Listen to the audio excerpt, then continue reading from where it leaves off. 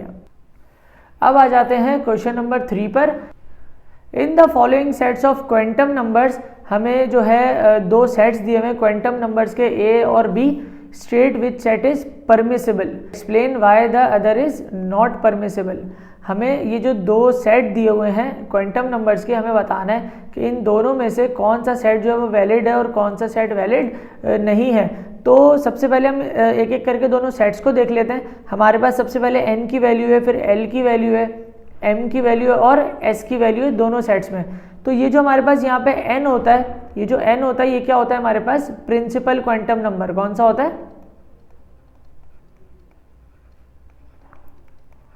इसी तरह जो l होता है, l होता है हमारे पास एजीमुथल क्वांटम नंबर।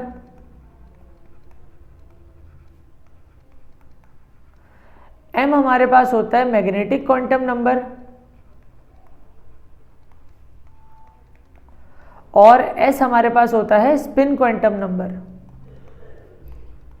मैं थोड़ा बहुत अगर इनके बारे में आपको बता दूं तो ये जो हमारे पास n होता है, n की जो वैल्यू होती है हमेशा पॉजिटिव इंटीजर होती है, जैसे कि 1, 2, 3, 4 एंड सो ऑन चलती जाती है। इसी तरह जो l की वैल्यू होती है वो क्या होती है, वो s सब शेल के लिए 0 होती है, p के लिए 1 होती है, d के लिए 2 होती है और f के लिए क्या होती है 3 होती है, इसी तरह, ठीक है।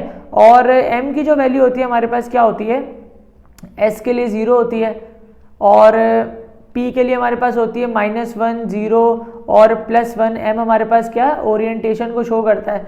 और s की जो वैल्यू होती है, स्पिन क्वांटम नंबर की जो वैल्यू होती है वो क्या होती है, या तो +1/2 होती है या तो -1/2 होती है, जो कि एंटी क्लॉकवाइज या क्लॉकवाइज को क्लॉकवाइज स्पिन को शो कर रहा होता है।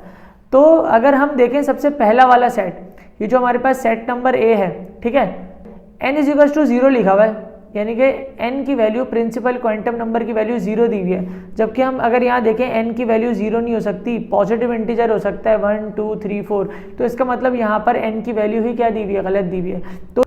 तो ये जो हमारा ए सेट है ये गलत है, इसकी पहली वैल्यू जो है वो वैलिड नहीं है, गलत है। तो हम इसके लिए यहाँ लिख सकते हैं this set is not permissible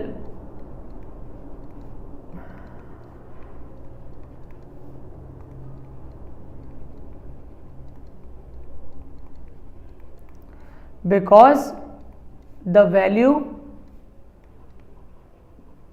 of n cannot be 0।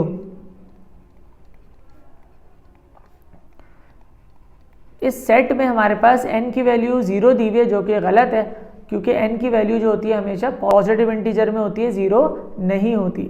इसी तरह अगर हम b सेट पर आ जाएं तो n की वैल्यू देखो 1 दी हुई है, जो कि बिल्कुल हो सकती है 1, ठीक है।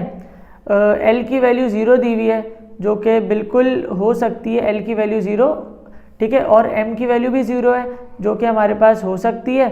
और s की वैल्यू हमारे पास -1/2, जो कि हो सकती है। तो ये जो चारों नंबर्स हैं वो वैलिड है। तो हमारे पास जो सेकंड वाला सेट है वो क्या है, वैलिड है। तो हम लिख सकते हैं this set is permissible, this set is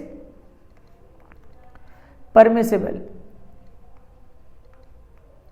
क्योंकि इस सेट में जो चारों वैल्यूज